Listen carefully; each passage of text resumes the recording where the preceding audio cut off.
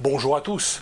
Violant le droit international, les États-Unis ont frappé en profondeur l'Iran, alors que l'Iran ne représente strictement aucune menace pour les États-Unis. Les États-Unis sont ainsi rentrés aux côtés de l'Israël dans une guerre totale contre la République islamique. Alors, ça peut paraître de prime abord assez curieux, étant donné que les États-Unis, je l'ai souvent expliqué, ont besoin que l'Iran demeure une menace sur les pays du Moyen-Orient, de même qu'ils ont besoin que la Russie demeure une menace sur l'Europe, afin que Européens et Arabes du Golfe achètent des armes aux États-Unis et afin que les capitaux se placent d'Europe vers les États-Unis, du Moyen-Orient vers les États-Unis. La problématique est la même avec la Corée du Nord. Les Américains ont besoin que la Corée du Nord reste une menace pour la Corée du Sud et pour le Japon. Alors pourquoi les États-Unis se sont-ils entrés dans cette guerre aux côtés de l'Israël sans aucune déclaration de guerre, encore une fois en toute illégalité, et alors que l'Iran n'a jamais attaqué les États-Unis et ne représente strictement aucune menace? La raison fondamentale, c'est que l'administration Trump n'a pas eu le choix. Benjamin Netanyahou a annoncé il y a quelques jours qu'il était prêt à éliminer Ali Khamenei, le guide suprême de la révolution iranienne, qui est le véritable chef de l'Iran, le président de la République iranienne étant en fait un président fantoche. Et là, les États-Unis ont exprimé leur opposition totale, car ils veulent préserver le régime iranien, du moins ils veulent préserver un Iran menaçant. Voilà, ils ne sont pas là pour défendre spécialement les mollahs ou le régime des pasdaran, c'est-à-dire les gardiens de la révolution, mais ils ne veulent pas abattre ce Khamenei. Alors Benjamin Netanyahou s'est livré à un petit chantage politique en disant mais écoutez, si vous ne nous aidez pas à bombarder les sites nucléaires iraniens, eh bien nous allons éliminer Khamenei et déstabiliser définitivement ce régime. Donc les États-Unis, un petit peu coincés, ont été obligés de suivre Benjamin Netanyahou.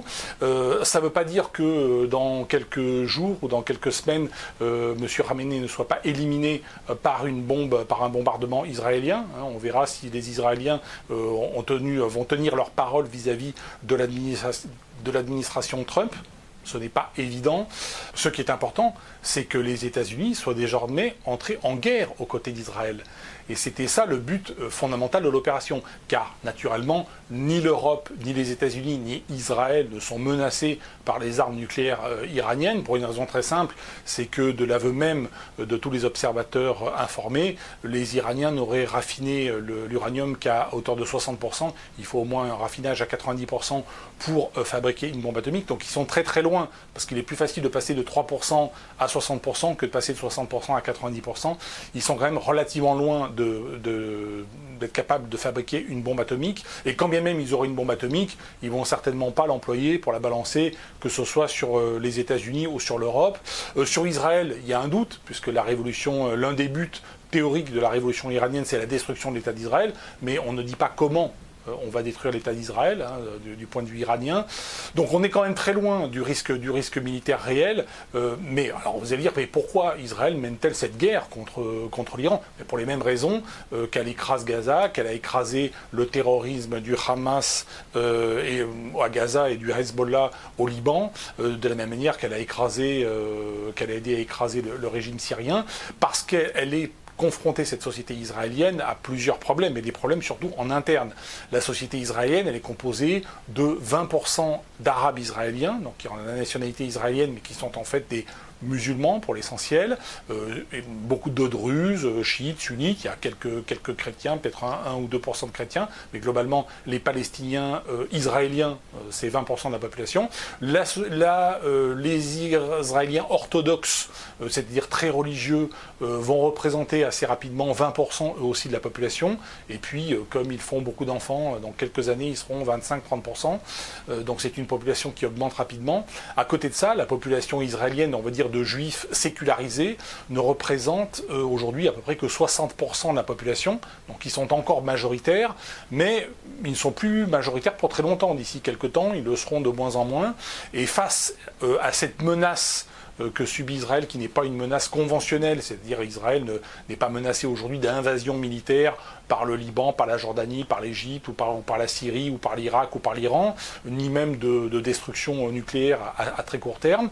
Mais Israël est soumis à cette menace qui est celle des bombardements, et des bombardements par drone notamment, quelque chose qui n'existait pas il y a 10 ou 15 ans.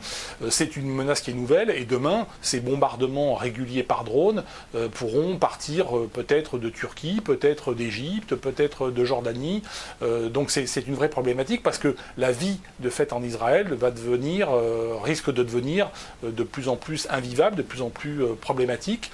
Si vous habitez dans une ville dans laquelle il y a des alertes aériennes tous les jours, voire plusieurs fois par jour, qu'il faut plusieurs fois par jour descendre dans les abris, c'est compliqué d'avoir une vie normale, d'avoir une vie économique et d'avoir une vie familiale apaisée. Et c'est vrai qu'un certain nombre, donc ces 60% d'Israéliens sécularisés peuvent trouver avantage de faire ce qu'on appelle l'allia vers Berlin ou l'allia vers Lisbonne, c'est-à-dire la montée vers l'Europe, la montée vers des pays comme les États-Unis ou le Canada. Alors plus vraisemblablement l'Europe que les États-Unis ou le Canada, c'est aussi le sens de cette vidéo, parce qu'en fait beaucoup de juifs israéliens sécularisés qui viennent aujourd'hui en Europe font le calcul suivant et se disent: si je vis en Europe, d'abord il n'y a plus en Europe aucun régime politique et aucun gouvernement hostile aux Juifs, ni théoriquement, ni de façon déclarée, hein, c'est évident. Aujourd'hui, très franchement, un Juif peut tout à fait habiter en Europe, peut tout à fait habiter aux États-Unis, au Canada, sans aucun problème. Il aura presque plus d'avantages de problèmes avec des populations arabo-musulmanes qu'avec les populations d'Européens de souche. C'est une réalité. Donc on risque d'assister dans les mois et dans les années à venir et les décennies à venir à une triple remigration. Une remigration des Juifs sécularisés vers l'Europe, parce que la plupart viennent d'Europe et vont retourner en Europe. Une remigration d'Européens qui ont fui l'enfer fiscal et réglementaire pour aller aux États-Unis ou ailleurs et qui pourront peut-être demain revenir en Europe le jour où l'État aura significativement reculé sur le vieux continent. Faillite de l'État oblige, et puis une remigration, faillite de l'État oblige, des populations arabo-musulmanes ou africaines qui sont venues en Europe chercher le social, mais face à des États européens qui sont dans la faillite économique, et il y aura forcément moins de social dans les décennies à venir. Donc on pourrait connaître effectivement cette triple remigration, mais en attendant, effectivement, sur le territoire de l'Israël, Israël qui fonctionne un petit peu comme une île. Israël qui est entouré de pays où les frontières sont parfaitement hermétiques vis-à-vis du Liban, de la Syrie, de la Jordanie, de l'Égypte, et aussi de Gaza, de la Cisjordanie. Donc encore une fois, c'est un pays de 9 millions d'habitants et quelques, complètement isolé, on va dire, sur le plan, on va dire physiquement parlant. Stratégiquement parlant, ils sont aidés par les États-Unis pour l'instant, mais là aussi, l'aide américaine demain pourrait s'amoindrir. De même que l'aide américaine à la Jordanie et à l'Égypte. Demain, effectivement, elle pourrait disparaître. Et donc la Jordanie et l'Égypte, et la rue arabe jordanienne comme la rue arabe égyptienne, elle est quand même fondamentalement assez hostile aux Juifs et aux sionistes et à Israël. Donc là aussi, ces populations pourraient demain constituer une menace. Menace à travers, encore une fois, des attaques de drones. Ça coûte pas cher, c'est relativement efficace de mettre une grenade sur un drone, lui faire parcourir quelques dizaines ou quelques centaines de kilomètres. C'est pas forcément facile à arrêter, surtout si le drone est petit, surtout s'il est rapide, enfin voilà, il y a des caractéristiques. Donc cette menace, elle existe. Et aujourd'hui, la guerre que mène Israël, c'est pas une guerre existentielle par rapport à un risque nucléaire iranien. À mon sens, c'est plutôt un risque par rapport à ce risque de voir un grand nombre, toute ou partie de sa population, quitter le pays.